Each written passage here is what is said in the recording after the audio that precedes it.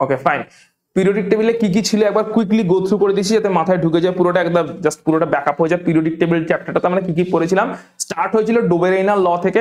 ডোবেরাইনার law of ট্রায়াডস, যেখানে elements গুলোকে তিনটে সেটে সাজানোর চেষ্টা করা হচ্ছিল এমন ভাবে যে ফার্স্ট এলিমেন্ট আর থার্ড এলিমেন্টের অ্যাটমিক ওয়েটের অ্যাভারেজ মিডল এলিমেন্ট হয়। তারপর এলো নিউল্যান্ডস ল অফ অক্টেভ, যে নিউল্যান্ডস ল অফ অক্টেভে কেমন করে সাজানো হলো, এভরি 8th এলিমেন্ট এসে প্রপার্টি রিপিট হবে, এটা বলা হলো। অ্যাটমিক ওয়েটের ইনক্রিজিং অর্ডারে সাজাতে থাকলে এভরি 8th এলিমেন্ট এসে প্রপার্টি রিপিট হবে। কিন্তু এই ল গুলো খুব বেশি দূর সাকসেসফুল হয়নি, কুইকলি ফেল করে যায়। দেন মেন্ডেলিফের পিরিয়ডিক লটা আসে। মেন্ডেলিফের পিরিয়ডিক লটাতে কি বলা হয় যে পিরিয়ডিক্যালি যদি এলিমেন্ট গুলোকে সাজানো হয় কিভাবে, অ্যাটমিক ওয়েটের ইনক্রিজিং অর্ডারে। অ্যাটমিক ওয়েটের ইনক্রিজিং অর্ডারে সাজানো হলে তাহলে এলিমেন্ট গুলো ফিজিক্যাল আর কেমিক্যাল প্রপার্টি রিপিট হবে।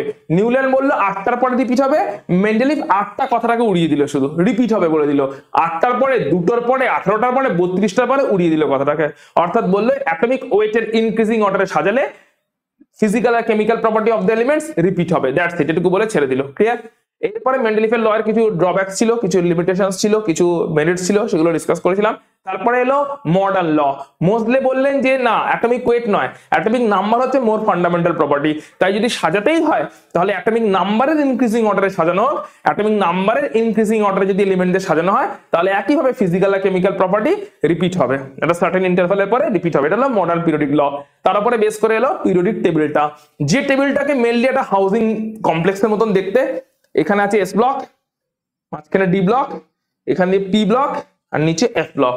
যে এই ব্লক ডিভিশনটা কিসের বেসিসে, লাস্ট ইলেকট্রনটা কোন অরবিটালে যাচ্ছে, লাস্ট ইলেকট্রন কোন অরবিটালে যাচ্ছে তার উপরে ব্লক ডিভিশন। লাস্ট ইলেকট্রন যদি এস অরবিটালে যায়, 1s হোক 2s হোক যেই হোক, এস ব্লক এলিমেন্ট হবে সেটা।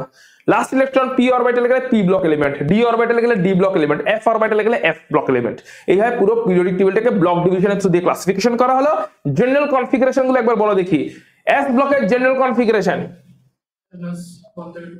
গ্রুপ 1টা কোনটা তার মধ্যে, গ্রুপ 1 এর general configuration very good, NS1। আর গ্রুপ 2 NS2। পি ব্লকের জেনারেল কনফিগারেশন NS1 থেকে 2 আর NP1 to 6। কেন NS1 থেকে 2 হবে? না, NS2 তো হবে। হ্যাঁ, তাহলে NS2 NP1 থেকে 6। এর মধ্যে গ্রুপ 13 কোনটা? এটা তোমার NS2 NP1। Group 14 NS2 NP2। Group 15 NS2 NP7। Group 16 NS2 NP4। Group 17 NS2 NP5। Group 18 NS2 NP6। Clear? D ব্লকের জেনারেল কনফিগারেশন NP5। ডি ব্লকে পি আসবেই না, NS আর N-1D। NS থেকে ND, তাহলে NS 1 or 2 R N-1D 1 to 10। ঠিক আছে? D block ভর্তি হচ্ছে মানে N-1D টা 1 to 10 অবধি ভর্তি হবে। তাহলে 3D সিরিজ যেটা 4th পিরিয়ডে আছে, 3D সিরিজ, ওর জেনারেল কনফিগারেশন কি হবে? 3D সিরিজের 4s 1 or 2, 3D 1 থেকে 10। 4D সিরিজের জেনারেল কনফিগারেশন 5s 1 থেকে 2 আর 4d 1 থেকে 6D সিরিজের জেনারেল কনফিগারেশন 5D1 থেকে 6s 6s 1 থেকে 2 আর 7s না 5D 5D 1 থেকে 10। ক্লিয়ার? অর্থাৎ NS R N-1D, 6s 6 minus 1। that is 5D। D তে F টা তো ভর্তি হয়ে আছে, স্যার ওটা ঠিক আছে। ওই পার্টটা কোন পার্টটা? হাফ ফিল্ডে আছে বলে তো কখনো 1 হচ্ছে কখনো 2 হচ্ছে, ঠিক আছে। আচ্ছা, আর 1 or 2 বা 1 থেকে 2, ঠিক আছে, কখনো 1 কখনো 2। আর এফ ব্লকের জেনারেল কনফিগারেশন কে বলবে? বলো দেখি। এফ ব্লক NS তোমার 2 2 আর তারপর তোমার ND1। ND 0 or 1, কখনো কখনো 0 হয়ে যাবে। ND নয়, N-1D 0 বা 1 আর N-2F 1 to 14। 1 to 14। এর মধ্যে ল্যান্থানাইটের জেনারেল কনফিগারেশন তাহলে বল। ল্যান্থানাইট 6 পিরিয়ডে যেটা আছে, 1 সেকেন্ড। ইয়েস 1 সেকেন্ড হয়ে গেছে। 5s2 এই 6 পিরিয়ডে আছে বলে দিচ্ছি। 6s2 D 5d 1 থেকে 0 থেকে 1 আর 4f 1 থেকে 14। 14 ভেরি গুড। এই বলো সমানজিদা, অ্যাক্টিনাইটস এর জেনারেল কনফিগারেশন কি যারা 7th পিরিয়ডে আছে? 7s 1 থেকে 2 7s2 তারপর 6s 6d 6d 1 থেকে 0 থেকে 1 থেকে 1 আর 5d 5f 1 থেকে 14 ক্লিয়ার? পুরো ব্লক ডিভিশনটা তোমার মাথায় কি ঢুকেছে বলো? কি করে ঢুকবে? ক্লাসটা আগের দিন মিস করে গেলে, ভিডিওটাও দেখে আসতে পারলে না সারা সপ্তাহতে। কবে ভিডিও পোস্ট করে দিই? যেদিনকে ক্লাস হয় 24 আওয়ার্স এর আগেই আমি পোস্ট করে দিয়েছিলাম। 24 আওয়ার্স লাগাই না পোস্ট করতে, দেখে আসা উচিত ছিল একটু। না হলে এই যে মাথায় কিছুই ঢুকছে না, ব্ল্যাঙ্ক হয়ে গেছে। বুঝতে পারছো কেমন ব্ল্যাঙ্কটা হয়েছে? না হয় ঠিক আছে, বোর্ডের ব্যাচে করে নেবে, দ্যাট ইজ ডিফারেন্ট, কিন্তু এখন ক্লাসটা কি করে বুঝবে? স্যার বলছি কি আমার বাবা তো জিজ্ঞাসা করছে যে ছুটিটা কবে বাবা বলে নেবে। 1:30। এখন আমরা চলে আসছি বেশ কিছু প্যারামিটারে, যেগুলো আগের দিনকে স্টাডি করছিলাম। মেন কয়েকটা, এই যে ফিজিক্যাল বা কেমিক্যাল প্রপার্টি পিরিয়ডিক্যালি ভ্যারি করবে, এর মধ্যে কি কি প্রপার্টি আমরা স্টাডি করেছিলাম? অ্যাটমিক রেডিয়াস স্টাডি করেছিলাম। একবার দেখে নি কেমন ভাবে কোন প্রপার্টি গুলো ভ্যারি করে। পিরিয়ডিক্যালি বলো, লেফট টু রাইটে গেলে রেডিয়াস কি হবে? বাড়বে। এই কমে ওটা বাড়ে, চার্জটা বাড়ে। রেডিয়াস কমে, লেফট টু রাইটে রেডিয়াস কমবে। উপর থেকে নিচে বাড়লে লাস্ট মানে নোবেল গ্যাস আর তার আগেরটা একটু উল্টো হয়ে যায়। একটু উল্টো হয়ে যায়। কেন হয়? নোবেল গ্যাসে একটু স্লাইড বেড়ে যায়, রিপালশন হয়, কারণ ফুল ক্যাপাসিটি হয়ে গেছে, অক্টেট পুরো ফুল ফিল্ড, ক্যাপাসিটি পুরো ফুল ফিল্ড। ওটা মেনশন করব কি? না, জেনারেল ট্রেন্ডে এক্সেপশন মেনশন করবে না, ওটা জেনারেল ট্রেন্ড। জেনারেল ট্রেন্ড হচ্ছে পড়তে ভালো লাগে না, তারপরেও কোনো এক সময় পড়তে ভালো লাগে, ওটাকে মেনশন করবে নাকি? জেনারেল ট্রেন্ড, তোমাকে কেউ জিজ্ঞেস করলো কিরে সমাধিতা পড়তে ভালো লাগে? পড়তে ভালো লাগে না, কিন্তু 10টা থেকে 11টা পর্যন্ত পড়তে ভালো লাগে, এরকম নিশ্চয়ই বলবে না। জেনারেল ট্রেন্ড মানে জেনারেল ট্রেন্ড, ঠিক আছে? সেখানে কোনো এক্সেপশন মেনশন হবে না। হ্যাঁ, যদি পার্টিকুলার কিছু বলে যে কোথায় কোথায় কি কি পয়েন্টে এক্সেপশন আছে, তখন যেখানে যেখানে তোমার এক্সেপশন ফিল হবে সেটা বলতে হবে। তাহলে লেফট টু রাইটে অ্যাটমিক রেডিয়াস, ওপর থেকে নিচে অ্যাটমিক রেডিয়াস। মনে রাখতে হবে বাকি প্রপার্টি গুলো অ্যাটমিক রেডিয়াসের সঙ্গে এক্স্যাক্টলি অপোজিট যাবে। শর্টকাট এটা মনে রাখার উপায়, কেন অপোজিট যাবে সেটা তো লজিক বলবে, বাট শর্টকাটে মনে রাখতে গেলে নেক্সট প্রপার্টিটা যেটা ছিল আয়নাইজেশন এনার্জি, লেফট টু রাইটে আয়নাইজেশন এনার্জি বাড়বে, ওপর থেকে নিচে আয়নাইজেশন এনার্জি কমবে। Left to right electron affinity বাড়বে, ওপর থেকে নিচে ইলেকট্রন অ্যাফিনিটি। কমবে। এখন চলে এসেছি ইলেকট্রোনেগেটিভিটি, এই প্রপার্টিটাতে চলে এসেছি, ঠিক আছে? ইলেকট্রোনেগেটিভিটি প্রপার্টিটা কি? ইলেকট্রন অ্যাফিনিটির সঙ্গে ইলেকট্রোনেগেটিভিটির ফার্স্ট ডিফারেন্সটা বুঝে নাও। ইলেকট্রন অ্যাফিনিটি ও ইলেকট্রনের অ্যাট্রাক্টিং পাওয়ারকে বোঝায়, ইলেকট্রন নেগেটিভিটি ইলেকট্রন অ্যাট্রাক্টিং পাওয়ারকে বোঝায়, কিন্তু দুজনের ডিফারেন্স স্টেটে আছে। ইলেকট্রন অ্যাফিনিটি হচ্ছে যখন সিঙ্গেল আছে, অ্যাটমটা একলা আছে, এই অবস্থায় ইলেকট্রনকে নিজের ভ্যালেন্স শেলে ঢোকানোর যে power, that is electron affinity. কোন একটা অ্যাটম একলা আছে, সিঙ্গেল আছে, আইসোলেটেড, গ্যাসিয়াস, নিউট্রাল অ্যাটম, তিনটে condition, isolated, gaseous, neutral atom. সে তার বাইরে দিয়ে যাওয়া একটা ইলেকট্রনকে টেনে এনে নিজের ভ্যালেন্স শেলে যদি ঢুকিয়ে নিতে চায়, তার জন্য যে এনার্জি রিলিজ হয়ে যাবে সেটা হচ্ছে ইলেকট্রন অ্যাফিনিটি। ইলেকট্রন নেগেটিভিটি কখন বলবো? এটাও ইলেকট্রন অ্যাট্রাক্টিং পাওয়ার, কিন্তু কম্পাউন্ডের মধ্যে যখন অ্যাটম আছে, একলা নেই, যখন কম্পাউন্ড ফর্ম করে আছে, তখন কোনো না কোনো বন্ড আছে। কম্পাউন্ড আছে মানে মলিকুল আছে, মানে দুটো অ্যাটমের মাঝে কোনো না কোনো বন্ড আছে, ওই বন্ডে কোনো না কোনো বন্ড পেয়ার আছে, আছে তো বন্ড পেয়ার ইলেকট্রন আছে যেগুলো ওই বন্ডটা শেয়ার হচ্ছে। তাহলে কোনো একটা অ্যাটম মলিকুলের মধ্যে বন্ডের বন্ড পেয়ারটাকে নিজের দিকে অ্যাট্রাক্ট করার টেন্ডেন্সিকে বলা হয় ইলেকট্রোনেগেটিভিটি। M I clear? অর্থাৎ আমি একলা আছি, এই অবস্থায় আমি বাইরে থেকে একটা ইলেকট্রনকে নিজের ভেতরে ইনসার্ট করলাম, দ্যাট ইজ ইলেকট্রন অ্যাফিনিটি। তার জন্য যে এনার্জিটা রিলিজ হয়ে যাবে, দ্যাট ইজ ইলেকট্রন অ্যাফিনিটি। আর আমি কারোর সঙ্গে বন্ডে আছি, এই অবস্থায় আমি ওই বন্ড পেয়ারটাকে নিজের দিকে অ্যাট্রাক্ট করছি, বা বন্ড পেয়ারটাকে সে নিজের দিকে অ্যাট্রাক্ট করছে, তাগাপট চলছে একটা, দ্যাট ইজ ইলেকট্রোনেগেটিভিটি। ক্লিয়ার? অর্থাৎ মলিকুলের মধ্যে আছে, বন্ডে আছে, বন্ড পেয়ারটাকে আমি বেশি টানছি না আমার পার্টনার বেশি টেনে নিচ্ছে, দ্যাট ইজ ইলেকট্রোনেগেটিভিটি। সেই ইলেকট্রন অ্যাট্রাক্টিং পাওয়ারটা হচ্ছে ইলেকট্রোনেগেটিভিটি। তাই দেখো ডায়াগ্রামটাতে কেমন করে দেখানো হচ্ছে, হাইড্রোজেন ছিল, ক্লোরিন ছিল, এটা হাইড্রোজেন অ্যাটম, এটা ক্লোরিন অ্যাটম, দুজনে মিলে তৈরি করেছে HCl covalent bonding, hydrogen chloride covalent bonding. এই বন্ড পেয়ার যেটা, এই বন্ড পেয়ার ইলেকট্রনটাকে এবার যে নিজের দিকে বেশি টানবে, বলবো সে বেশি ইলেকট্রোনেগেটিভ। সো ক্লোরিন বেশি ইলেকট্রোনেগেটিভ, তাই বন্ড পেয়ারটা ক্লিয়ারলি দেখতে পাচ্ছ ক্লোরিন অ্যাটমের দিকে শিফট হয়ে আছে, হাইড্রোজেন থেকে অনেক দূরে আছে। দুজনের মাঝে কি ইকুয়ালি শেয়ার হয়েছে? ইকুয়ালি শেয়ার হলে এরকম জায়গা থাকা উচিত ছিল, রাইট? এদিকে নিউক্লিয়াস থেকে আর এদিকে নিউক্লিয়াস থেকে সেম ডিসটেন্স হওয়া উচিত ছিল, রাইট? কিন্তু দেখতে পাচ্ছ ক্লিয়ারলি বন্ড পেয়ার ক্লোরিন থেকে হাইড্রোজেন থেকে দূরে ক্লোরিনের দিকেই শিফট হয়ে আছে, মানে ক্লোরিন অ্যাটমের ইলেকট্রোনেগেটিভিটি বেশি, বিকজ সে হাইড্রোজেন আর ক্লোরিনের মাঝের বন্ড পেয়ারকে নিজের দিকে বেশি অ্যাট্রাক্ট করতে পারছে। সো দুজনের মধ্যে মেন ডিফারেন্সটা হচ্ছে ইলেকট্রোনেগেটিভিটি যখন কনসিডার করছি তখন আমরা মলিকিউলের কথা বলছি, সিঙ্গেল আইসোলেটেড অ্যাটমের কথা বলছি না, উইদিন আ মলিকিউল বলছি। মলিকিউলের মধ্যে বন্ড পেয়ার অ্যাট্রাক্টিং পাওয়ার, মলিকিউলের মধ্যে বন্ড পেয়ারকে অ্যাট্রাক্ট করার যে পাওয়ার, সেই পাওয়ারটা হচ্ছে ইলেকট্রোনেগেটিভিটি। ক্লিয়ার? মাথায় ঢুকেছে ইলেকট্রোনেগেটিভিটির ফান্ডামেন্টাল কনসেপ্টটা কি? মলিকিউলের মধ্যে, কিন্তু একলা অবস্থায় নয়, মলিকিউলের মধ্যে বন্ড পেয়ার ইলেকট্রনটাকে যে নিজের দিকে বেশি টানছে। সো দেখে নেওয়া যাক এখানেও তার মানে সিচুয়েশনটা হচ্ছে, একটা হচ্ছে মলিকিউল কন্ডিশনস, মানে এখন আইসোলেটেড নয় মলিকিউল, আর মলিকিউলের মধ্যে কোনো ইলেকট্রনকে টেনে পুরো ভ্যালেন্স শেলে ঢোকানোর কথা হচ্ছে না, এখানে জাস্ট নিজের দিকে টানানোর কথা হচ্ছে। টেনে নিয়ে নিজের ভ্যালেন্স শেলে ঢুকিয়ে নেবে, যে অ্যানায়ন তৈরি করবে, এই কথাটা কিন্তু হচ্ছে না। ইলেকট্রন অ্যাফিনিটিতে কিন্তু সেটাই হচ্ছিল। ইলেকট্রন অ্যাফিনিটিতে কি ছিল? একলা থাকবে, আইসোলেটেড সিঙ্গেল গ্যাসিয়াস অ্যাটম থাকবে, এবং বাইরের ইলেকট্রনটাকে টেনে নিজের ভ্যালেন্স শেলে ঢুকিয়ে নিজের অ্যাটম থাকবে না, একটা অ্যানায়নে কনভার্ট হয়ে যাবে। সেই সিচুয়েশনের কথা হচ্ছিল, এখানে কোনো অ্যানায়ন তৈরি হওয়ার কথা হচ্ছে না, এখানে জাস্ট নিজের দিকে কে টানতে পারছে, একটা টাগ অফ ওয়ারের কথা হচ্ছে। নিজের দিকে বন্ড পেয়ারটাকে কে অ্যাট্রাক্ট করতে পারছে, যে অ্যাট্রাক্ট বেশি করছে সে বলছে বেশি ইলেকট্রোনেগেটিভ। তার মানে উইদিন আ মলিকিউল হয় ইলেকট্রোনেগেটিভিটি প্যারামিটারটা, এন্ড তার সঙ্গে হচ্ছে বন্ড পেয়ারকে অ্যাট্রাক্ট করার পাওয়ারকে নিয়ে বলা হয়। ভ্যালেন্স শেলে ইলেকট্রন ইনসার্ট করার কোনো কনসেপ্ট এখানে নেই, অ্যানায়ন তৈরি হওয়ার কোনো কনসেপ্ট এখানে নেই। ক্লিয়ার? গুড।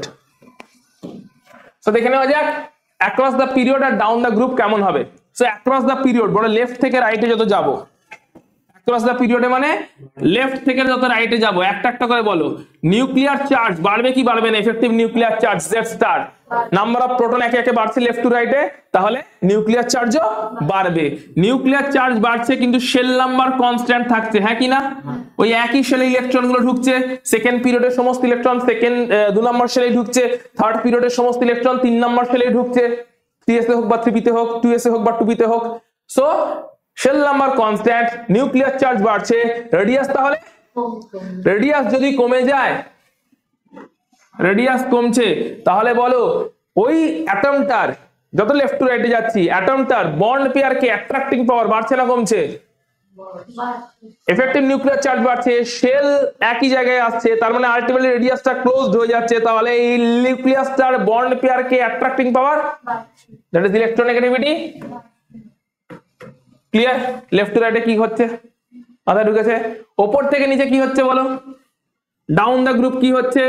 Z স্টার কেন কনস্ট্যান্ট? একবার রিভিশন করে ফেলো।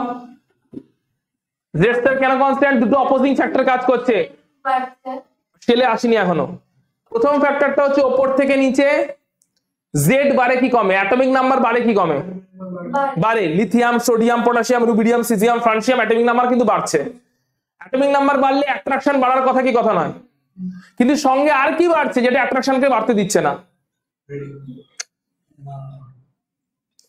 অ্যাটমিক নাম্বার বাড়ছে, অ্যাট্রাকশন বাড়ার কথা, সঙ্গে আর কি বাড়ছে যে অ্যাট্রাকশনটাকে বাড়তে না দিয়ে কনস্ট্যান্ট রাখছে? দূর। অ্যাটমিক নাম্বার বাড়ছে, লিথিয়ামের 3টে প্রোটন, সোডিয়ামের 11টা প্রোটন, পটাশিয়ামের 19টা প্রোটন, অ্যাট্রাকশন বাড়ছে, প্রোটন নাম্বার বাড়ছে, অ্যাটমিক নাম্বার বাড়ছে, অ্যাট্রাকশন তাতে কি হচ্ছে? কি বাড়ছে? দূর দূর দূর।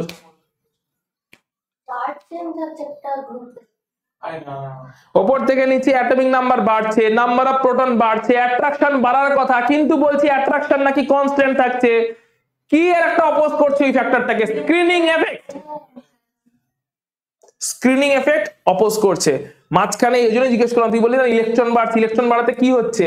ইলেকট্রন বাড়াতে মাঝখানে একটা স্ক্রিন তৈরি হয়ে যাচ্ছে। কার কার মাঝখানে? নিউক্লিয়াস আর ভ্যালেন্স শেলের মাঝখানে। নিউক্লিয়াস আর ভ্যালেন্স শেলের মাঝখানে যত ইলেকট্রন বাড়ছে, লিথিয়ামে প্রোটন কটা? তাহলে ইলেকট্রন কটা? সোডিয়ামে প্রোটন কটা? তাহলে ইলেকট্রন কটা? ইলেকট্রন নাম্বার বেড়েছে, মাঝে স্ক্রিন বেড়েছে, তাহলে পটাশিয়ামে প্রোটন কটা?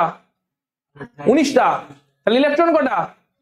তাহলে মাঝখানে আরো স্ক্রিন ঠিক হচ্ছে, তাহলে স্ক্রিনটা মাঝের ইলেকট্রন কোরটা, মানে নিউক্লিয়াস আর ভ্যালেন্স শেলের মাঝে যে ইলেকট্রনস গুলো প্রেজেন্ট আছে, those electrons are behaving as a screen between the nucleus and the valence shell.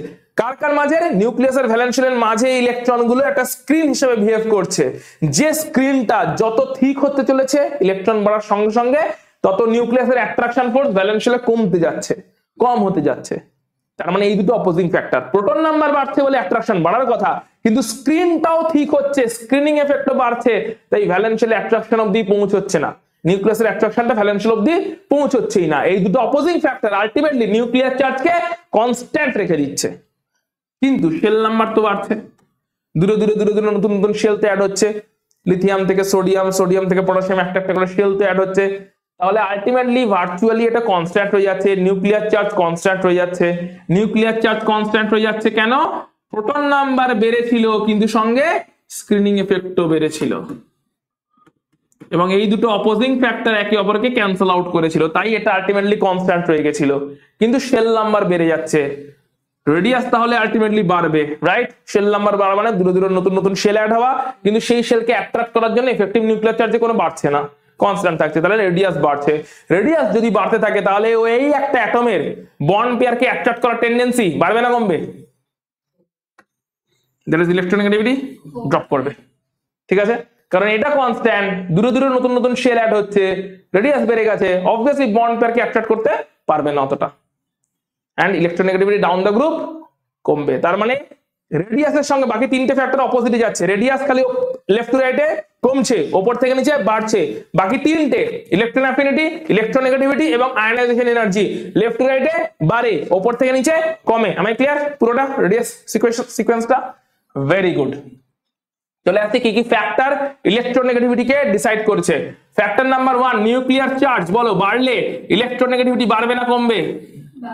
Very good, কারণ অ্যাট্রাকশন বাড়ছে, সো বন্ড পেয়ারকে অ্যাট্রাক্ট করার টেন্ডেন্সি বাড়ছে। সাইজ অফ দ্য অ্যাটম, যদি রেডিয়াস বাড়ে তাহলে বন্ড পেয়ারকে অ্যাট্রাক্ট করার টেন্ডেন্সি বাড়বে না কমবে? দ্যাট ইজ ইলেকট্রোনেগেটিভিটি কমবে না বাড়বে? Very good. অক্সিডেশন স্টেট, ধরো অক্সিডেশন স্টেট যদি বেড়ে যায়, অক্সিডেশন স্টেট বেড়ে যাওয়া মানে নিউক্লিয়াসের প্লাস চার্জ বেড়ে যাওয়া, হ্যাঁ কি না?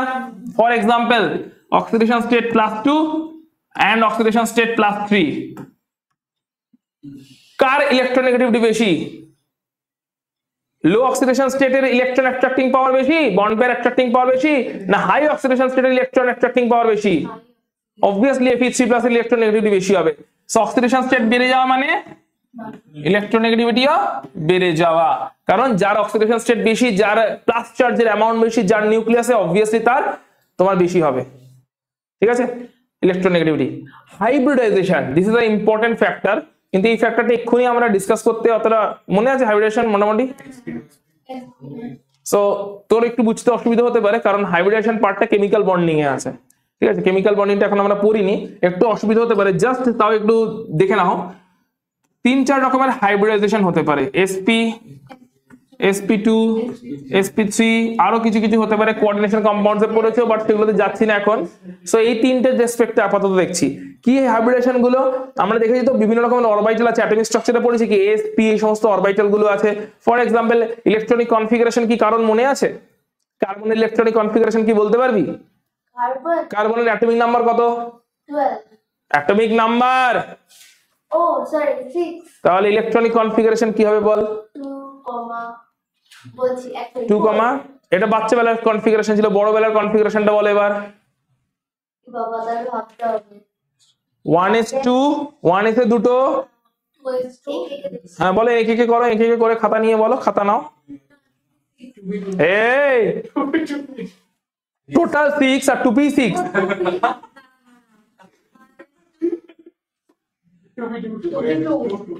তাড়াতাড়ি করো তাড়াতাড়ি করো। কার্বনের অক্সিডেশন নাম্বারটা, ইলেকট্রনিক কনফিগারেশন বলো, 1s 2s এসব করে বক্স করে করেই বলে করো। এই বক্সটা প্র্যাকটিস করবে যাতে কুইকলি করতে পারো, ঠিক আছে? বক্সটা একটু প্র্যাকটিস করতে হবে, কিন্তু অ্যাটমিক স্ট্রাকচারটাকে প্যাক আপ করে ফেলতে হবে পুরোপুরি। অ্যাটমিক নাম্বার 6 মানে ইলেকট্রন নাম্বারও 6, সো 6টা ইলেকট্রন কেমন ভাবে অ্যারেঞ্জ আছে? 1s, তারপরে 2s, তারপরে 2p, তারপরে 3s, তারপরে 3p, এবারে ইলেকট্রন ভর্তি করো। 1s এ কটা যাবে? দুটো। 2s এ কটা যাবে? আর 2p তে এরকম করে যাবে দুটো, না একটা, তাহলে করেছো কেন এরকম করে? না রাফ, রাফ মানে কি? তুমি রাফ করতে গিয়ে নিজের নামে আবজিজের জায়গায় জিতাজ্জা লিখবে নাকি? যে আবজিজে না লিখে জিতাজ্জা লিখে দিলাম, একটা রাফ লিখছি, এখন আমি শুধু লেটার প্র্যাকটিস করছি। লেখো পরপর দুটো লেখো ওখানে, তাহলে 1s2 2s2 2p2। তুমি যেটা লিখেছো বলো তো, একটা বক্সেই দুটো লিখিয়েছিলে, এটা কোন রুলকে ভায়োলেট করে যাচ্ছে? একটা বক্সের মধ্যেই তুমি দুটো ইলেকট্রনকে পুট করে দিয়েছো rather than putting single electron in separate boxes. কোন রুল ভায়োলেট হয়ে যাচ্ছে এখানে? পাউলি তো মেনটেন করেছে। হুন্স রুল ভায়োলেট হয়ে যাচ্ছে। হুন্স রুল বলেছে যতক্ষণ সেম এনার্জি লেভেল অ্যাভেলেবেল ততক্ষণ পর্যন্ত প্রত্যেকটা অরবিটালে আনপেয়ার্ড ওয়েতে ইলেকট্রন এন্ট্রি নেবে উইথ প্যারালাল স্পিন, যতক্ষণ সেম এনার্জি লেভেল অ্যাভেলেবেল। তারপরে পেয়ার আপ হওয়া শুরু হবে, সেটা পাওলি। কিন্তু এখনো অ্যাভেলেবেল না, টুপিতে তিনটে বক্স আছে না, তিনটে অরবিটাল আছে না টুপি লেভেলে, তাহলে প্রথমে আনপেয়ার্ড ওয়েতে ইলেকট্রন গুলো এন্ট্রি নেবে। ক্লিয়ার? তাহলে 1s2 2s2 2p2 কার্বনের কনফিগারেশন যেহেতু 1s2 2s2 2p2, এবারে যখন কার্বন বন্ড করতে যায় ভ্যালেন্সিয়াল কোনটা এর মধ্যে বলো? 1s2 2s2 2p2 তে ভ্যালেন্সিয়াল কোনটা কার্বনের? ভ্যালেন্সিয়াল মানে আউটার মোস্ট শেল। কেন 2p2? 2s থেকে আউটার মোস্ট শেল নয়, পুরো 2টাই তো outer most shell. 2s 2p পুরোটাই আউটার মোস্ট, তাহলে ভ্যালেন্সিয়াল কোনটা? 2s2 2p2 পুরোটাই আউটার মোস্ট ভ্যালেন্সিয়াল। এবারে হবে, হ্যাঁ। এবারে দেখো এই যে কার্বনের ক্ষেত্রে সিনটা বলছি, হাইব্রিডেশনটা জাস্ট আপাতত বোঝানোর জন্য। কিরকম হচ্ছে যে এই যে ভ্যালেন্সিয়ালে আছে 2s অরবিটাল, আবার ভ্যালেন্সিয়ালে আছে 2p অরবিটাল। কার্বনের জন্য 2s অরবিটালে দুটো ইলেকট্রন আছে আর 2p অরবিটালে দুটো ইলেকট্রন আছে। ইলেকট্রনগুলো এমন ভাবে রিঅ্যারেঞ্জড হয় তখন অরবিটাল গুলো রিঅ্যাকশন করতে যাওয়ার আগে পুরো মিক্সড হয়ে যায়। অর্থাৎ 2s সেপারেট অরবিটাল আর 2p তিনটে সেপারেট অরবিটাল না থেকে একটা s আর তিনটে p অরবিটাল একসাথে মিক্সড হয়ে যায়, সেই মিক্সিংটাকে বলে sp3 হাইব্রিডাইজেশন। কার্বনের কটা s ছিল বল? ভ্যালেন্সিয়ালে কটা s আছে?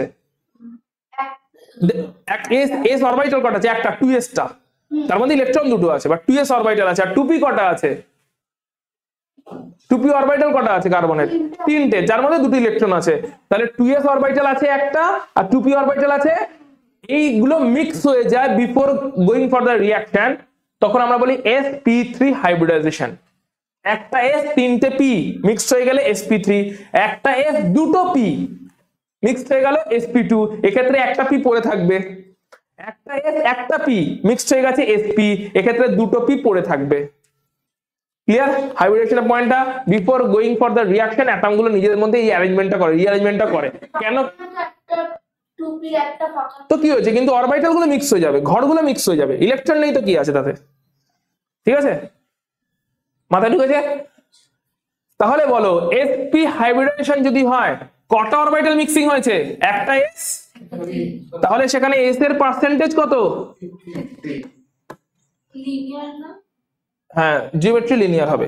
sp2 টোটাল মিক্সিং কটা হয়েছে? একটা s দুটো p, s এর পার্সেন্টেজ কত? তিনটের মধ্যে একটা s। এখানে চারটে মিক্স হয়েছে, একটা s তিনটে p, টোটাল চারটে, চারটের মধ্যে s কটা? একটা, পার্সেন্টেজ আদিজা ক্লিয়ার হয়েছে? এবার দুটো অরবিটালের মধ্যে একটা s 50%, তার মানে s, তিনটে অরবিটালের মধ্যে একটা s 33% s, চারটে অরবিটাল টোটাল মিক্সিং হয়েছে, তার মধ্যে একটা s 25% s। নিউক্লিয়াসের কাছে কোন অরবিটাল থাকে, s না p? নিউক্লিয়াসের দিকে কোন অরবিটাল থাকে, s না p? 2s 2p এর মধ্যে s টাই নিউক্লিয়াসের কাছে, 3s 2p এর মধ্যে s টাই নিউক্লিয়াসের কাছে, তাহলে নিউক্লিয়াসের দিকে থাকে s অরবিটাল। সেই s অরবিটালের পার্সেন্টেজ সবথেকে কোথায় বেশি? sp তে। তাই কোন অরবিটালের উপরে, sp sp2 sp3 কোনটার উপরে নিউক্লিয়াসের অ্যাট্রাকশন বেশি হবে? sp তে, কারণ এখানে পার্সেন্টেজ অফ s বেশি আছে। তাহলে কোন হাইব্রিডাইজেশনটার ইলেকট্রন নেগেটিভিটি বেশি হবে? কারণ এখানে নিউক্লিয়াসের অ্যাট্রাকশন, কারণ এখানে s এর পার্সেন্টেজ। ক্লিয়ার? s এর পার্সেন্টেজ বেশি, তাই নিউক্লিয়াসের অ্যাট্রাকশন এই অরবিটালে বেশি। তাই এই হাইব্রিডাইজেশন থাকবে যে অ্যাটমে, সেই অ্যাটমে ইলেকট্রোনেগেটিভিটি বেশি হবে।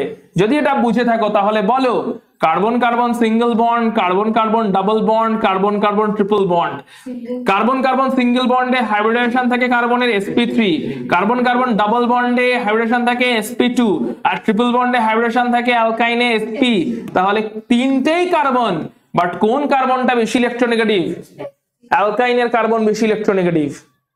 ক্লিয়ার? কারণ অ্যালকাইনের কার্বনটা sp হাইব্রিডাইজড, sp হাইব্রিডাইজেশন মানে সেখানে 50% s ক্যারেক্টার, s অরবিটাল নিজের ইলেকট্রনের কাছে নিউক্লিয়াসের কাছে থাকে s অরবিটাল, তাই যেখানে পার্সেন্টেজ অফ s ক্যারেক্টার বেশি সেখানে নিউক্লিয়াসের অ্যাট্রাকশন বেশি, বিকজ s টা কাছে থাকে নিউক্লিয়াসের, এন্ড সেখানে ইলেকট্রন নেগেটিভিটি বেশি। তিনজনেই কার্বন বাট ডিফারেন্ট এনভায়রনমেন্টে আছে সবকটা কার্বন, তাই হাইব্রিডাইজেশন বেশি তো electron negativity. Clear?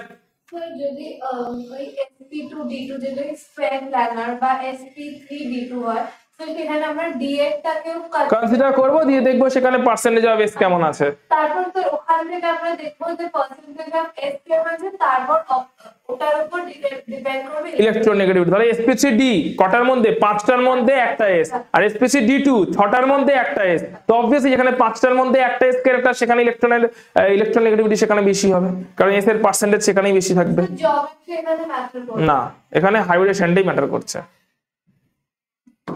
Okay fine. So electron negativity calculate করার দুটো ফর্মুলা আছে, টুকটাক নিউমেরিক্যাল চান্সেস থাকবে, নিচে হয়তো আসবে না বাট যেইতে চান্সেস থাকে আসবার। ফর্মুলাটা খেয়াল রাখতে হবে, তোমাকে ডেটা দিয়ে দেবে বাট ফর্মুলাটা না জানলে তুমি জাস্ট কাজ হচ্ছে অন্ধের মতন ফর্মুলাতে ডেটাটা পুট করা, কিন্তু সেটা না জানলে অসুবিধা হবে। পাউলিং স্কেলে ইলেকট্রন নেগেটিভিটি কি করে ক্যালকুলেট করে? বলছে দুটো অ্যাটম আছে, আগে লজিক ব্যাকগ্রাউন্ডটা বুঝে নাও। দুটো অ্যাটম আছে, তারা একটা মলিকুল তৈরি করে আছে, এ বি অ্যাটম, যারা এ বি একটা মলিকুল তৈরি করেছে, এন্ড অবভিয়াসলি এই মলিকুলের মাঝখানে এ আর বি সিঙ্গেল কোভ্যালেন্ট বন্ড আছে, এন্ড এইটা হচ্ছে তাদের বন্ড পেয়ারটা, একটা ইলেকট্রন এ থেকে এসেছে, একটা ইলেকট্রন বি থেকে এসেছে, that is the bond pair. Clear? তাহলে কাই এটা কি? এর ইলেকট্রন নেগেটিভিটি, কাই এ হচ্ছে এ এর ইলেকট্রন নেগেটিভিটি, কাই বি হচ্ছে বি এর ইলেকট্রন নেগেটিভিটি। যদি কাই এ বেশি হয় তাহলে ইলেকট্রন পেয়ারটা এদিকে শিফট করবে, যদি কাই বি বেশি হয় ইলেকট্রন পেয়ার এদিকে শিফট করবে। ক্লিয়ার? যার ইলেকট্রন নেগেটিভিটি বেশি ইলেকট্রন পেয়ার সেদিকে শিফট করবে। এবার ফর্মুলা কি বলছে? বলছে chi A difference chi B, chi A minus chi B, অর্থাৎ যে কোনো একটা কাই হয়তো দেওয়া আছে, কি কি দেওয়া আছে ডেটাতে? হয় এ নয় বি, এর মধ্যে যে কোনো একজনের ইলেকট্রন নেগেটিভিটি ভ্যালু দেওয়া আছে, অন্যজনটা তাহলে বেরোবে কি ফর্মুলা থ্রু দিয়ে? Chi A minus chi B is equal to 0.208 into root over of energy of the AB bond, AB বন্ডের বন্ড এনার্জি দেওয়া থাকবে, এবি বন্ডের bond energy minus further root over of whole to the power half আছে, further root over of A বন্ডের bond energy and বিবি বন্ডের bond energy. অর্থাৎ assume করে নেওয়া হচ্ছে ইনিশিয়ালি এ ছিল, বি এন্ড বি বন্ড ছিল, সেখান থেকে দুটো এ বি বন্ড তৈরি হয়েছে, মলিকুল তৈরি হয়েছে। ক্লিয়ার? এ বন্ডের বন্ড এনার্জি ই এ, বিবি বন্ডের bond energy E Bibi, and AB বন্ডের বন্ড এনার্জি ই এবি। ক্লিয়ার? এই ডেটা কটা দেওয়া থাকবে, পুট করতে হবে, মাল্টিপ্লাইড বাই 0.208, একজনের কাই দেওয়া থাকবে, অন্যজনের কাই বেরোবে। হ্যাঁ কি না? মাথায় ঢুকেছে লজিকটা? ক্লিয়ার? এবারে ফর্মুলাটাতে খেয়াল রাখতে হবে, দেখে নাও, ই A B minus E A into E বিবি, এটা কিন্তু ঠিক আছে, ইনটু আছে, ই এ into E BB whole to the power half, মানে বেসিক্যালি এটাও রুটের আন্ডারে আছে, whole to the power half আছে, মানে এই ইনটুটাও আবার রুটের আন্ডারে আছে। এ বন্ডের বন্ড এনার্জি ইনটু বিবি বন্ডের বন্ড এনার্জি পুরোটার রুট, ই এ বি থেকে মাইনাস করবো ওই পুরো রুট ওভারটা, এন্ড সেইটার আবার পুরোটা root over into 0.208, that will give you the ডিফারেন্সটা। এর মধ্যে একজনের ভ্যালু দেওয়া থাকলে অন্যজনের ভ্যালু এখান থেকে বেরোবে। ক্লিয়ার? তার মানে কোশ্চেনে যদি ডেটা এরকম দেওয়া থাকে, এ বন্ডের বন্ড এনার্জি, মানে ধরো H2 আর Cl2 দিয়েছে, একটা রিঅ্যাকশন দিয়ে দিয়েছে, বলছে H2 এন্ড Cl2 রিঅ্যাকশন করে HCl তৈরি করে, কি তৈরি করে? এটা ক্লিয়ারলি এ এন্ড বিবি তৈরি করে এবি তৈরি করার মতন reaction. Yes or no? H2 and Cl2 react করে HCl তৈরি করছে, পুরো একদম HH ClCl HCl। Clear? Similar reaction ধরো ফ্লুরিনের, এখানে ক্লোরিনের ইলেকট্রন নেগেটিভিটি দিয়ে দিয়েছে, বা হাইড্রোজেন ইলেকট্রন নেগেটিভিটি দিয়ে দিয়েছে, হাইড্রোজেন হাইড্রোজেন বন্ডের বন্ড এনার্জি দিয়ে দিয়েছে, ক্লোরিন ক্লোরিন বন্ডের বন্ড এনার্জি দিয়ে দিয়েছে, HCl এর বন্ডের বন্ড এনার্জি দিয়ে দিয়েছে, আর সঙ্গে দিয়ে দিয়েছে হাইড্রোজেনের ইলেকট্রন নেগেটিভিটি, দিয়ে ক্লোরিনের ইলেকট্রন নেগেটিভিটি বার করতে বলেছে, বেরোবে?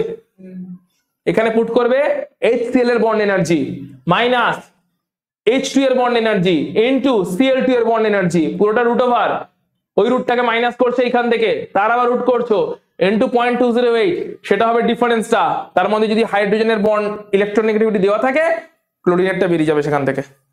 ক্লিয়ার হয়েছে? এবার যদি ডিফারেন্ট ডেটা দেওয়া থাকে, তাহলে ইলেকট্রোনেগেটিভিটি, এটা মূলিকান স্কেল, এই স্কেলে ইলেকট্রোনেগেটিভিটির value chi is equal to ionization energy plus electron affinity divided by 2, সেটা ইজি ডেটা। সো অ্যাকর্ডিংলি ধরো তোমাকে দিয়ে দিয়েছে এরকম ডেটা দিয়েছে, এরকম ডেটা দেয়নি, ডেটা কি দিয়েছে তার আবার বুঝতে হবে কোন ফর্মুলা অ্যাপ্লাই করব। ডেটাতে দিয়ে দিয়েছি ইলেকট্রন অ্যাফিনিটি বা আয়নাইজেশন এনার্জি, তখন তুমি পুট করছো, দুজনের অ্যাভারেজ করে দিচ্ছ, electron affinity plus ionisation energy দুজনকে নিচ্ছ এন্ড দুজনের ভ্যালুকে অ্যাভারেজ করছো। Ionisation energy plus electron affinity divided by 2 করলে তুমি ইলেকট্রন নেগেটিভিটির ভ্যালু পেয়ে যাচ্ছ। Clear? So depending on the data তোমাকে পুট করতে হবে। এটাকে বলে কাই পি, কারণ পাউলিং স্কেলে। এটাকে বলে কাই এম, মূলিকান স্কেল। তাহলে বলে দেবে কাই পি বার করব না, পিটা বলবে না, বলবে calculate the electron negativity from the following data. Data দেখে বুঝতে হবে কোন ফর্মুলা অ্যাপ্লাই করব। আচ্ছা, চলে আসছি নেক্সট প্যারামিটারে। আচ্ছা, এখানে একটা জিনিস আই গেস মিস করছি, একটা সিন ছিল, সেটা হচ্ছে ইলেকট্রন অ্যাফিনিটি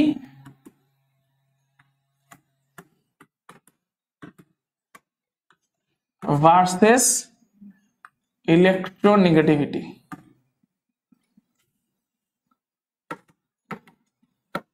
কার কার জন্য? ক্লোরিন আর ফ্লুরিনের জন্য। ফ্লুরিন ভার্সেস ক্লোরিন, এদের জন্য এটা ক্যালকুলেট করতে হবে। ওপর থেকে নিচে জেনারেল ট্রেন্ডটা দেখিনি, ওপর থেকে নিচে ইলেকট্রোনেগেটিভিটি বলো লেফট টু রাইটে বাড়ে, ইলেকট্রন অ্যাফিনিটিও লেফট টু রাইটে বাড়ে, ইলেকট্রোনেগেটিভিটি ওপর থেকে নিচে কমে, ইলেকট্রন অ্যাফিনিটি ওপর থেকে নিচে কমে, রাইট? ফ্লুরিন আছে এইখানে, ক্লোরিন আছে এইখানে, তাই তো? ঠিক আছে, ডান দিকে পিরিয়ডিক টেবিলের ডান দিকে ফ্লুরিন ক্লোরিন আছে, ফ্লুরিন আছে এখানে, ক্লোরিন আছে এইখানে, তাহলে ইলেকট্রোনেগেটিভিটি ফ্লুরিনের বেশি হওয়ার কথা এন্ড ইলেকট্রন অ্যাফিনিটিও ফ্লুরিনের বেশি হওয়ার কথা, ইলেকট্রোনেগেটিভিটি বা ইলেকট্রন অ্যাফিনিটি ক্লোরিনের কম হওয়ার কথা। কিন্তু সিনটা যেটা থাকে ইলেকট্রন অ্যাফিনিটির জন্য হয়ে যায় ফ্লুরিনের থেকে ক্লোরিন বড় হয়ে যায়, বাট ইলেকট্রন নেগেটিভিটিতে ফ্লুরিন বড়ই থাকে। কেন এই অপোজিট অর্ডারটা হয়? দুজনেই তো ইলেকট্রন অ্যাট্রাক্টিং পাওয়ার, বাট এটা উল্টো হয়ে যায় কেন? হ্যাঁ, রিপালশন কেস হয়। ইলেকট্রন অ্যাফিনিটি যখন, তখন ইলেকট্রনকে নিজের বডিতে ঢোকাতে হবে, হ্যাঁ কি না, দিয়ে অ্যানায়ন তৈরি করতে হবে, ইয়েস অর নো? কিন্তু ইলেকট্রন নেগেটিভিটিতে কি ইলেকট্রনকে নিজের বডিতে ঢুকিয়ে অ্যানায়ন তৈরি করার কোনো কেস আছে না? Just simply the attracting power. So attracting power obviously ফ্লুরিনের বেশি, কারণ লেফট টু রাইটে বেড়েছে ইলেকট্রোনেগেটিভিটি, উপর থেকে নিচে কমেছে। লেফট টু রাইটে বেড়েছে মানে এখানে হাইয়েস্ট, উপর থেকে নিচে কমেছে মানে এখানে হাইয়েস্ট। সো ফ্লুরিনের ইলেকট্রোনেগেটিভিটি অবভিয়াসলি বেশি ক্লোরিনের থেকে, লজিক্যাল। বাট ওখানে ফ্লুরিনের বেশি হওয়ার কথা ছিল, কিন্তু ক্লোরিন বেশি হয়ে গেছে। কেন? ফ্লুরিনে যদি ইলেকট্রন একটা ঢোকে তাহলে F- আয়ন হবে, ক্লোরিনে যদি ইলেকট্রন ঢোকে তাহলে Cl- আয়ন হবে। F- আয়নের সাইজ ছোট, Cl- আয়নের সাইজ বড়। অবভিয়াসলি ছোট সাইজের মধ্যে একটা ইলেকট্রন ঢুকে গেলে ইলেকট্রন ইলেকট্রন রিপালশন বেশি হয়ে যাবে, হ্যাঁ কি না? ওই রিপালশনটা ফ্লুরিন হ্যান্ডেল করতে পারে না, তাই ফ্লুরিন থেকে F- হওয়ার টেন্ডেন্সি একটু হলেও কমে যায়। ফ্লুরিন ভেবেছিল F- হয়ে যেতে পারবে, ইলেকট্রন অ্যাফিনিটি বেশি হবে, কিন্তু একটা ইলেকট্রন নেওয়ার পরে দেখলো আমার এত ছোট সাইজ, আমার স্মলার সাইজের মধ্যে ইলেকট্রন ইলেকট্রন রিপালশন হাই হয়ে যাচ্ছে। স্মলার সাইজের মধ্যে ইলেকট্রন ইলেকট্রন রিপালশনটাই হাই হয়ে যাচ্ছে যখনই আমি একটা ইলেকট্রনকে অ্যাকসেপ্ট করছি ইন মাই ভ্যালেন্স শেল। কিন্তু ক্লোরিনের ওই প্রবলেমটা হচ্ছে না, সাইজ বড়, সাইজ বড় হওয়ার জন্য এখানে ইলেকট্রন ইলেকট্রন রিপালশন থাকলেও ওই রিপালশনটা কম থাকছে। তাই কম রিপালশন থাকার জন্য ক্লোরিন আরামসে Cl- কে অ্যাকসেপ্ট করে নিচ্ছে, মানে ইলেকট্রনকে অ্যাকসেপ্ট করে নিচ্ছে নিজের ভ্যালেন্স শেলে, দিয়ে Cl- হয়ে যাচ্ছে। কারণ একটা ইলেকট্রন যখনই অ্যাকসেপ্টেড হচ্ছে ইন দা ভ্যালেন্স শেল, যদি যেখানে অ্যাকসেপ্টেড হচ্ছে তার সাইজ যদি বড় হয়, অবভিয়াসলি আরামসে ইলেকট্রনটা ঢুকে যাবে। সাইজ যদি ছোট হয়, ঘর যদি ছোট হয়, সেখানে গাদাগাদি করে ঢোকাতে হবে, সো অবভিয়াসলি সেখানে টেন্ডেন্সি কম থাকবে ইলেকট্রনকে অ্যাকসেপ্ট করবার। ফ্লুরিনের লজিক্যালি ইলেকট্রন অ্যাফিনিটি বেশি হওয়ার কথা ছিল, কিন্তু ইলেকট্রনকে নিতে গিয়ে ফ্লুরিন কেসটা খেলো, দেখলো নিতে গিয়ে ওর ভ্যালেন্সিয়াল ইলেকট্রন গাদাগাদি হয়ে যাচ্ছে, তাই ও নিতে অতটা পারছে না যতটা ভেবেছিল পারবে, তাই ওখানে ক্লোরিন আরামসে নিয়ে নিতে পারছে, তাই ক্লোরিনের ইলেকট্রোনেগেটিভিটি ইলেকট্রন অ্যাফিনিটিটা বেশি হয়ে যাচ্ছে। ও সেকেন্ড পজিশনে আসার কথা ছিল কিন্তু ফার্স্ট পজিশনে চলে আসছে, কারণ ফ্লুরিন ফেল খেয়ে যাচ্ছে ওখানে। ফ্লুরিন ভেবেছিল আমার ইলেকট্রন অ্যাফিনিটি বেশি হবে, কিন্তু ইলেকট্রনকে নিতে গিয়ে প্রবলেম হয়ে গেল, নিতে গিয়ে দেখলো আমার ছোট সাইজের মধ্যে ইলেকট্রন ঢুকে যাচ্ছে, রিপালশন অনেক বেশি হয়েছে, আমি হ্যান্ডেল করতে পারছি না ওটা। এই অবস্থায় জাস্ট সেকেন্ড হওয়ার কথা সেই ফার্স্ট হয়ে যাবে, রাইট? ক্লিয়ার? মাথায় ঢুকেছে? বাট ইলেকট্রন নেগেটিভিটিতে এরকম কোনো ব্যাপার নেই, কারণ এখানে ইলেকট্রন অ্যাকসেপ্ট করার কোনো ব্যাপার নেই, জাস্ট এটা একটা অ্যাট্রাক্টিং পাওয়ার, মাসেল পাওয়ার। তো অবভিয়াসলি হ্যাঁ, এখানে ফ্লুরিনই জিতবে। চলে আসছি মেটালিক ক্যারেক্টার। মেটালিক ক্যারেক্টার বলতে কি বোঝায় বলো? মেটাল কাদের বলে? তো যত বেশি ইউজ করবে ভেরি গুড। তার মানে ইলেকট্রন লুজিং টেন্ডেন্সি, এটাই মেটালিক ক্যারেক্টার, হ্যাঁ কিনা বলো? ইলেকট্রন লুজ করার টেন্ডেন্সি, এটাই মেটালিক ক্যারেক্টার। এবার বলো মেটালিক ক্যারেক্টার কার বেশি হবে? দুটো অপশন দিচ্ছি। একজনের আয়নাইজেশন এনার্জি বেশি যদি হয়, মানে ভ্যালেন্স শেল থেকে ইলেকট্রনকে নকআউট করতে বেশি না কম, কেমন এনার্জি লাগবে? বেশি এনার্জি লাগবে। ভ্যালেন্স শেল থেকে ইলেকট্রনকে নকআউট করতে বেশি এনার্জি লাগলে মেটালিক ক্যারেক্টার কমে যাবে। মাথায় ঢুকেছে? একদম উল্টোটাও ভাবো, আয়নাইজেশন এনার্জি যদি কারোর কম হয়, আয়নাইজেশন এনার্জি কম মানে ভ্যালেন্স শেল থেকে ইলেকট্রনকে ইজিলি নকআউট করে দেওয়া যাবে, তার মানে মেটালিক ক্যারেক্টার তখন বেশি। এবারে বলো পিরিয়ডিক টেবিলের লেফটে যারা আছে মেটালস গুলো, অ্যালকালি মেটালস, অ্যালকালাইন আর্থ মেটালস, তাদের আয়নাইজেশন এনার্জি বেশি না কম? লেফট সাইডে আয়নাইজেশন এনার্জি বেশি না কম? বেশি। লেফট সাইডে, বেশি। লেফট সাইডে, বেশি। আরে রাইটে বাড়ছে, ও, এই দিকটা এটা। তোর লেফট এখানে তুই হ্যাঁ লেফট সাইডে, এবার ঠিক আছে? হ্যাঁ তো লেফট সাইডে মেটালস আছে এন্ড লেফট সাইডে আয়নাইজেশন এনার্জি কম থাকে, রাইটে গেলে বাড়ে। লেফট সাইডে মেটাল আছে, আয়নাইজেশন এনার্জি কম, আয়নাইজেশন এনার্জি কম মানে ইলেকট্রনকে ইজিলি নকআউট করা যাবে, ইলেকট্রনকে ইজিলি নকআউট করা গেলে মেটালিক ক্যারেক্টার বাড়বে, মানে অবভিয়াসলি লেফটেই মেটাল গুলো থাকে ওই জন্য। মানে মেটালিক কারেন্টে লেফট বেশি, কিন্তু এন্ড নন মেটালিক ক্যারেক্টার, রাইটে বেশি। তার মানে মেটালিক ক্যারেক্টার লেফট থেকে রাইটে কমছে। ঠিক আছে, ক্লিয়ার? তাহলে across the period left to রাইটে মেটালিক ক্যারেক্টার কি হচ্ছে?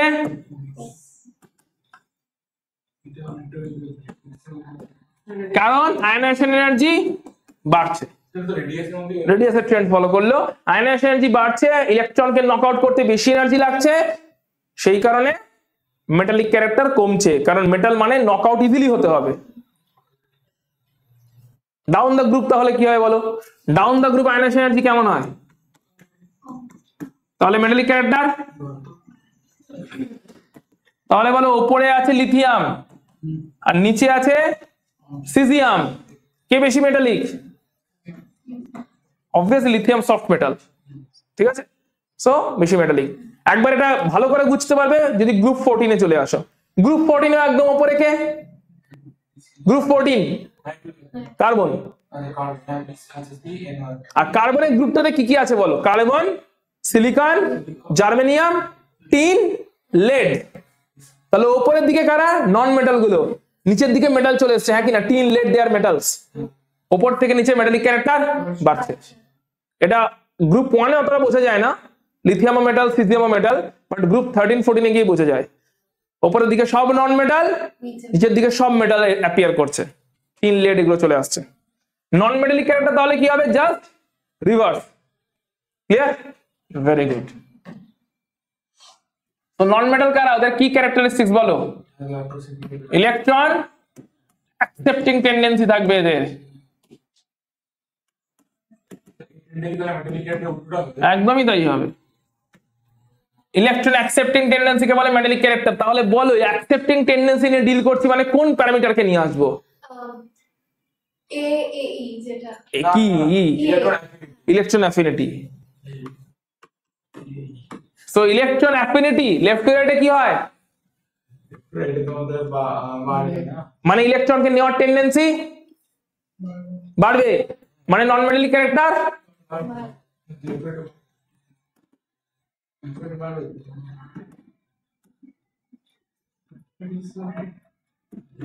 তাহলে লেফট টু রাইটে ইলেকট্রন অ্যাফিনিটি বাড়ছে, তাহলে নন মেটালিক ক্যারেক্টার কি হচ্ছে? দেখো সমস্ত মেটাল লেফটে, সমস্ত নন মেটাল রাইটে, মিলে গেছে। আর উপর থেকে নিচে ইলেকট্রন অ্যাফিনিটি, উপর থেকে নিচে ইলেকট্রন অ্যাফিনিটি কমছে, অবভিয়াসলি উপরের দিকে নন মেটাল, নিচের দিকে সব মেটাল অ্যাপিয়ার করছে। তিন লেড মানে নন মেটালিক ক্যারেক্টার কমছে।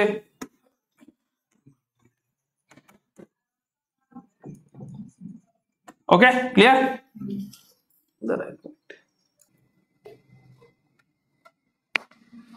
ওকে ভ্যালেন্সি জিনিসটা কেমন ভাবে ভ্যারি করে দেখে নাও। মেটালদের জন্য একরকম হবে, নন মেটালদের জন্য একরকম হবে। মেটাল লেফটে থাকে তাই লেফটে মেটালের হেডিং দিয়েছি, নন মেটাল রাইটে থাকে তাই নন মেটালকে রাইটে হেডিং দিয়েছি। এমন নয় যে আরবিট্রারিলি হেডিং দিয়েছি যেখানে যা মনে হয়েছে। লেফটে থাকে তাই এদেরকে লেফটে রেখেছি, রাইটে থাকে তাই ওদেরকে রাইটে লিখেছি। মেটালদের ভ্যালেন্সি কি? মেটালদের ভ্যালেন্সি হচ্ছে নাম্বার অফ ভ্যালেন্স ইলেকট্রনস, এটাই ভ্যালেন্সি, মনে রাখতে হবে। নাম্বার অফ নন মেটালের ভ্যালেন্সি কি? অক্টেট ফুলফিল করতে যতগুলো ইলেকট্রন লাগবে, that is octet minus number of valence electron. Non metal electron gain না লস করে? গেন করে, তাই অক্টেট হতে যতগুলো লাগবে, যতগুলো আছে অক্টেট মাইনাস অতগুলো, কতগুলো নেবে ওটা হচ্ছে নন মেটালদের ভ্যালেন্সি, কতগুলো রিলিজ করবে ওটা হচ্ছে মেটালদের ভ্যালেন্সি। ক্লিয়ার? মেটালদের ভ্যালেন্সি কতগুলো রিলিজ করবে, যতগুলো আছে অতগুলোই রিলিজ করবে। নন মেটালদের ভ্যালেন্সি কতগুলো অ্যাকসেপ্ট করবে, কতগুলো অ্যাকসেপ্ট করবে, যতগুলো আছে ততগুলো, যতগুলো আছে অক্টেট বানাতে আর কতগুলো লাগবে ওটা অ্যাকসেপ্ট করবে। তাহলে যে কোনো একটা পিরিয়ড বরাবর দেখে নেওয়া যাক। পিরিয়ড 2 তে লিথিয়ামের ভ্যালেন্সিয়াল ইলেকট্রন কতগুলো থাকে? লিথিয়াম হচ্ছে 2s1, লিথিয়াম এখানে লিখছি কনফিগারেশন, এখানে লিখছি ভ্যালেন্সি। কনফিগারেশন 2s1, ভ্যালেন্সিয়াল কটা ইলেকট্রন? তাহলে ভ্যালেন্সি কত? বেরিলিয়াম 2s2, ভ্যালেন্সিয়াল কটা ইলেকট্রন? ভ্যালেন্সি 2।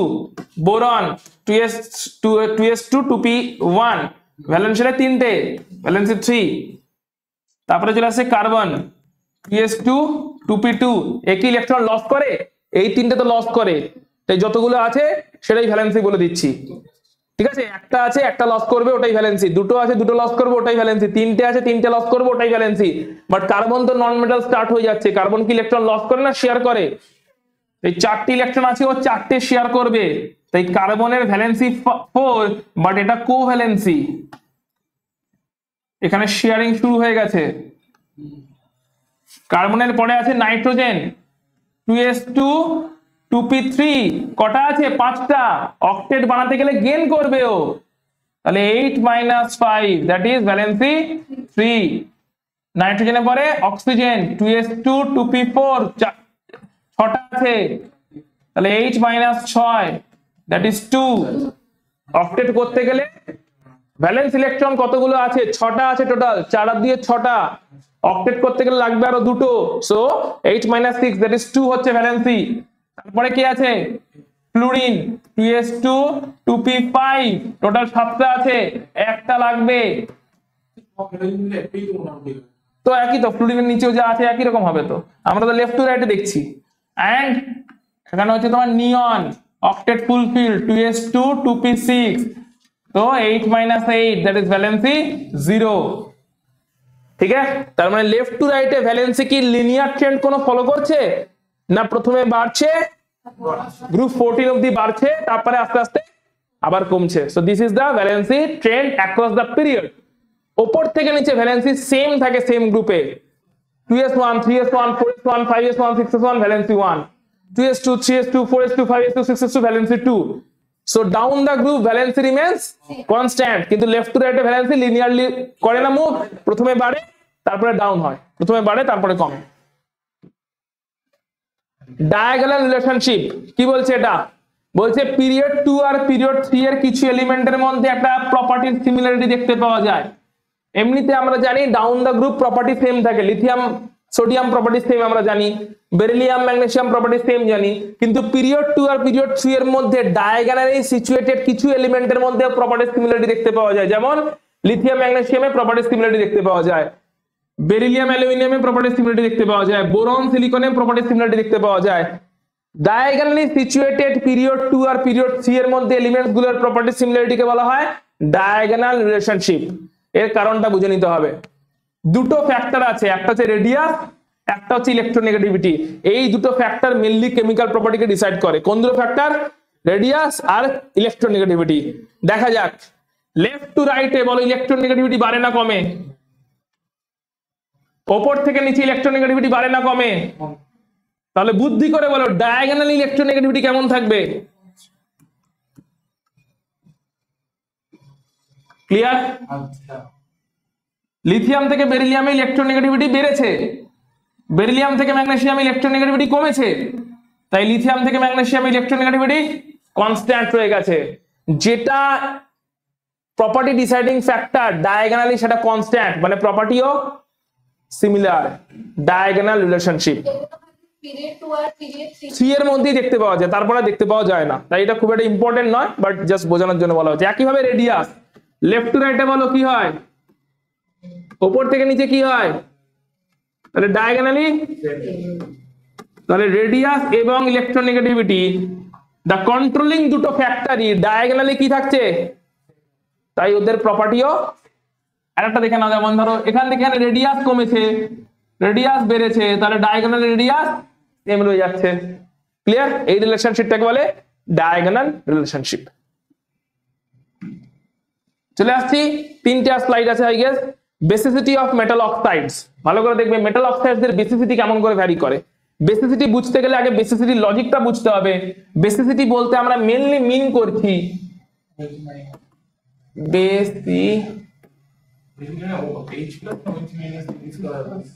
হয় OH মাইনাস রিলিজিং টেন্ডেন্সি অথবা অক্সাইড অ্যানায়ন রিলিজিং টেন্ডেন্সি।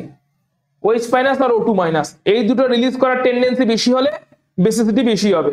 এদের রিলিজ করার টেন্ডেন্সি কম মানে বেসিসিটি কম। অক্সাইডদের অ্যাসিডিক এবং বেসিক ক্যারেক্টারটা আমরা প্রথমে দেখে নিই। তার জন্য আমরা প্রথমে অ্যাসিডিক এবং কোভালেন্ট ক্যারেক্টারটা দেখে নিই। কোভালেন্ট ক্যারেক্টারের সঙ্গে একটা রিলেশন আছে, প্রথমে দেখে নিই। লেফটের দিকে বলে মেটালসরা আছে, হ্যাঁ কি না? রাইটের দিকে নন মেটালসরা আছে। লেফটের দিকে অক্সাইড যখন হচ্ছে মেটাল নন মেটালের মধ্যে বন্ড, হ্যাঁ কি না? লিথিয়াম অক্সাইড মেটাল, অক্সিজেনটা নন metal, metal non metal bond. Beryllium oxide metal non metal bond. But nitrogen oxygen এটা কি মেটাল নন মেটাল বন্ড না নন মেটাল নন মেটাল বন্ড? মেটাল নন মেটাল বন্ড মানে আয়নিক বন্ড হবে, কারণ মেটাল হবে ক্যাটায়ন, নন মেটাল হবে anion, bond হবে আয়নিক। নন metal bond মানে বন্ড হবে কোভালেন্ট। তাহলে প্রথমে বলো লেফট টু রাইটে কোভালেন্ট ক্যারেক্টার বাড়ছে না কমছে? ক্লিয়ার পয়েন্টটা? অর্থাৎ অক্সাইড গুলো লেফটের দিকে আয়নিক, রাইটের দিকে কোভালেন্ট। অক্সাইড গুলো লেফটের দিকে আয়নিক এন্ড রাইটের দিকে কোভালেন্ট। ক্লিয়ার? আচ্ছা বুদ্ধি করে বলো, লেফটের দিকে হচ্ছে আয়নিক, রাইটের দিকে কোভালেন্ট, তাহলে কোন অক্সাইড থেকে O2 মাইনাস ইজিলি বেরোবে? আয়নিক অক্সাইড থেকে না কোভালেন্ট অক্সাইড থেকে? আয়নিক অক্সাইড থেকে, কারণ আয়নিক অক্সাইডে তো অক্সিজেন অলরেডি O2 মাইনাস ফর্মে প্রেজেন্ট আছে। আয়নিক অক্সাইড মানে ক্যাটায়নটা Li প্লাস, অ্যানায়নটা O2 মাইনাস, অলরেডি প্রেজেন্ট আছে O2 মাইনাস ফর্মে। তাহলে আয়নিক অক্সাইড যদি হয়, আয়নিক অক্সাইড যদি হয়, যেহেতু এগুলো আয়নিক অক্সাইড, এখান থেকে O2 মাইনাস আরামসে বেরিয়ে যাবে। আয়নিক অক্সাইড থেকে O2 মাইনাস আরামসে বেরিয়ে যাবে। আয়নিক অক্সাইড থেকে যদি O2 মাইনাস বেরিয়ে যায়, তাহলে আয়নিক অক্সাইড গুলো বেসিক হবে না অ্যাসিডিক হবে? কারণ O2 মাইনাস বেরোতে পারলে আমরা তাকে বেসিসিটি বলি। তার মানে আয়নিক অক্সাইড লেফটে আছে তাই লেফটের গুলো বেসিক, কোভালেন্ট অক্সাইড রাইটে আছে তাই কোভালেন্ট গুলো লেস বেসিক বা অ্যাসিডিক। মনে রাখতে হবে। Clear? Metallic oxide, ionic oxide লেফটে আছে basic, metallic non metallic oxide that is the covalent oxide রাইটে আছে তাই তারা অ্যাসিডিটি। তাহলে লেফট টু রাইটে বলে acidic character and covalent character অক্সাইডদের। উপর থেকে নিচে আসছি, উপর থেকে নিচে বুদ্ধি করে বলো মেটালিক ক্যারেক্টার বাড়ে না কমে? মেটালিক ক্যারেক্টার বাড়া মানে আয়নিক ক্যারেক্টার বাড়ে না কমে? কারণ মেটাল যাই আয়ন তৈরি করে, ক্যাটায়ন তৈরি করে। মেটাল যাই ক্যাটায়ন অ্যানায়ন তৈরি করে, তাই তো? মেটাল যাই ক্যাটায়ন তৈরি করবে তখনই নন মেটাল গুলো অ্যানায়ন তৈরি করতে আসবে। তাহলে উপর থেকে নিচে মেটালিক ক্যারেক্টার বাড়ছে, মেটালিক ক্যারেক্টার বাড়ছে মানে ক্যাটায়ন ফর্মিং টেন্ডেন্সি বাড়ছে। তার মানে আয়নিক বন্ড তৈরি করার টেন্ডেন্সি, আয়নিক বন্ড তৈরি করার টেন্ডেন্সি বাড়ছে মানে বেসিসিটি বাড়ছে। আয়নিক বন্ড তৈরি মানে O2 মাইনাস বেরোবে, আর আয়নিক বন্ডেই O2 মাইনাস প্রেজেন্ট আছে। কোভালেন্ট বন্ডে O2 মাইনাস নেই, কোভালেন্ট ওখানে অ্যানায়ন কি করে পাবে? বুঝতে পেরেছো না? আবার বলতে হবে লেফট টু রাইট। তাহলে ফাইনাল টাইমের জন্য বলো লেফট টু রাইটে মেটালিক ক্যারেক্টার, তাহলে ক্যাটায়ন টেন্ডেন্সি, কমছে তাহলে আয়নিক ক্যারেক্টার অক্সাইড গুলোর, তাহলে বেসিসিটি। ক্লিয়ার? আয়নিক ক্যারেক্টার কমা মানে O2 মাইনাস তৈরি হবে না, O2 মাইনাস তৈরি না হলে কমছে। ক্লিয়ার? ওপর থেকে নিচে মেটালিক ক্যারেক্টার, তাহলে তোমার ক্যাটায়ন ফর্মিং টেন্ডেন্সি, তাহলে তোমার আয়নিক অক্সাইড তৈরির টেন্ডেন্সি, তাহলে O2 minus as a anion হিসেবে বেরিয়ে যাওয়ার টেন্ডেন্সি। তাই উপর থেকে নিচে আয়নিক ক্যারেক্টারও বাড়ছে অক্সাইড গুলোর এবং বেসিসিটিও বাড়ছে। অর্ডার দিয়ে দেয় কিন্তু এগুলো এমসিকিউ কোশ্চেন্স, ঠিক আছে? অর্ডার দিয়ে দেবে, বলবে যে কেমন ভাবে বেসিসিটি ফলো হয় বলো। চলে আসছি basicity and solubility of metal hydroxide. Solubility আর বেসিসিটি ফলো করতে গেলে আমাদের যে পার্টিকুলার জিনিসটা একটা বুঝে যেতে হবে। বেসিসিটি অবভিয়াসলি অ্যাসিডিটি যেরকম অক্সাইডের জন্য হলে একই রকম ভাবে বেসিসিটিও হবে, কিন্তু সলিবিলিটির পয়েন্টটা বুঝতে হবে। যেমন ধরো ওপর থেকে নিচে কি সিন হচ্ছে, যে কোনো একটা গ্রুপ 2 এর হাইড্রোক্সাইডস দেখানো হয়েছে। এটা কোনটা? Group 2 hydroxides, magnesium hydroxide, calcium hydroxide, strontium hydroxide and barium hydroxides. So group 2 হাইড্রোক্সাইডস।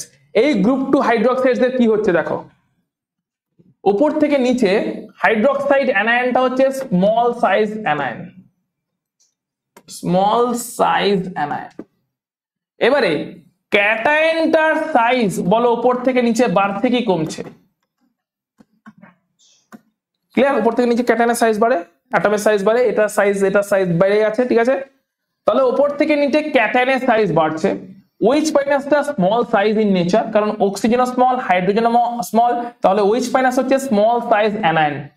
ক্যাটায়নের size উপর থেকে নিচে বাড়ছে, তাহলে বুদ্ধি করে বলো আয়ন গুলোর মধ্যে ক্যাটায়ন আর OH মাইনাস এই আয়ন ওভারল্যাপ বা সাইজ মিসম্যাচ বাড়ছে না কমছে? সাইজের ম্যাচিং বাড়ছে না কমছে? এর সাইজ স্মল, OH মাইনাসটা স্মল, ক্যাটায়নটা একে একে বেড়ে যাচ্ছে। তাহলে OH মাইনাসের সঙ্গে ক্যাটায়নটার ম্যাচিং বাড়ছে না কমছে? ভালো করে ম্যাচিংটা,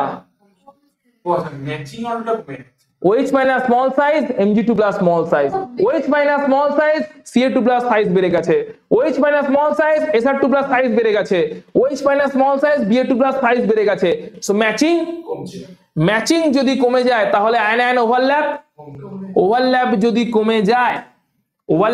কমে যায় তাহলে বন্ডের স্ট্রেংথ বাড়ছে না কমছে? বন্ডের স্ট্রেংথ কমে গেলে তাকে ইজিলি সলিবল করে দেওয়া যাবে, ক্যাটায়ন আয়নকে ইজিলি সেপারেট করে দেওয়া যাবে, হ্যাঁ কি না?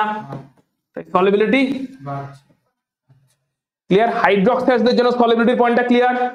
একই ভাবে যেহেতু ওভারল্যাপ কমে যাচ্ছে, বন্ড স্ট্রেংথ কমে যাচ্ছে, OH মাইনাস ইজিলি বেরিয়ে যেতে পারবে, ইয়েস অর নো? তাই বেসিসিটিও বাড়ছে। ক্লিয়ার? অর্থাৎ মেন পয়েন্টটা হচ্ছে এখানে এই পয়েন্টটা, সাইজের ম্যাচিং বাড়ছে কি কমছে। আবার বলছি, এবার জিনিসটা কিভাবে বলে দিচ্ছি আমার সঙ্গে দেখো। OH মাইনাস হচ্ছে স্মল সাইজ, ক্যাটায়নটা যদি স্মল হয় ওভারল্যাপ ভালো না খারাপ? ভালো। ক্যাটায়ন বাড়ছে, ওভারল্যাপ ভালো না খারাপ? ওভারল্যাপ আরো ক্যাটায়নের সাইজ আরো বাড়ছে, ওভারল্যাপ ভালো না খারাপ? যত ওভারল্যাপ এরকম করে খারাপ হয়ে যাচ্ছে, ক্যাটায়নের সাইজ বাড়া মানে ওভারল্যাপ, কারণ মিসম্যাচিংটা হয়ে যাচ্ছে, ম্যাচিংটা কমে যাচ্ছে, মিসম্যাচিং হয়ে যাচ্ছে। যদি খারাপ হয়ে যায় ওভারল্যাপ তাহলে বন্ডের স্ট্রেংথ ওপর থেকে নিচে, তাহলে বন্ডের স্ট্রেংথ, যদি বন্ডের স্ট্রেংথ কমে OH মাইনাস ইজিলি বেরোবে না ডিফিকাল্টলি বেরোবে? তাহলে বেসিসিটি একটু আগেও সেটাই দেখেছিলাম। যদি বন্ডের স্ট্রেংথ কমে যায় তাহলে ক্যাটায়ন অ্যানায়ন কে ওয়াটার ইজিলি সলিবল করতে পারবে কি পারবে না? Solubility, very good. সালফেটস আর কার্বনেটসদের জন্য গল্পটা ঠিক উল্টো হয়ে যায়। কার্বনেট বা সালফেট বলো কতগুলো করে অক্সিজেন আছে? 3টে 4টে করে। তাহলে এটা কি স্মল সাইজ না লার্জ ক্যাটায়ন, লার্জ অ্যানায়ন? এবারে দেখো ওপর থেকে নিচে বলো ক্যাটায়ন গুলোর সাইজ কি হচ্ছে? তাহলে এখন কি হচ্ছে? এখন অ্যানায়নটা এত বড়, কার্বনেট সালফেট মানে অ্যানায়ন এত বড়, কারণ CO3 minus, CO3 2 minus, SO4 2 minus, অনেকগুলো করে অক্সিজেন আছে। পলিঅ্যাটমিক ক্যাটায়ন, পলিঅ্যাটমিক অ্যানায়ন। তাহলে পলিঅ্যাটমিক অ্যানায়ন মানে অনেকগুলো করে আছে, তাহলে সাইজ অনেক। এবারে এখন বলো ওপরে সাইজ কম ক্যাটায়নের, ওভারল্যাপ আছে? বাজে ওভারল্যাপ বাড়লো, অর্থাৎ ওপর থেকে নিচে ক্যাটায়নের সাইজ বাড়া মানে ওভারল্যাপ বাড়ছে। আয়ন আয়ন ওভারল্যাপ বাড়ছে, কারণ সাইজ বাড়ছে আর লার্জার সাইজ ছিল, লার্জার সাইজের সঙ্গে ম্যাচিং বাড়ছে, লার্জার সাইজের সঙ্গে ম্যাচিং বাড়া মানে ওভারল্যাপ বাড়া, ওভারল্যাপ বেড়ে যায় মানে বন্ড স্ট্রং হয়ে যাওয়া, তখন ওয়াটার এসে সলিবল করতে পারবে না, তাই সলিবিলিটি আস্তে আস্তে, তার মানে সাইজ অফ দ্য অ্যানায়নটা দেখতে হবে আগে। অ্যানায়নের সাইজ যদি হাইড্রোক্সাইডের মতন ছোট হয় তাহলে সলিবিলিটি নিচে বাড়বে, অ্যানায়নের সাইজ যদি কার্বনেট সালফেটের মতন বড় হয় তাহলে সলিবিলিটি উপর থেকে নিচে কমবে। ক্লিয়ার পুরোটা? এখানে পিরিয়ডিক টেবিল শেষ হচ্ছে, একটা 2 মিনিটের ব্রেক নাও, আমরা রেডক্স রিঅ্যাকশন স্টার্ট করব।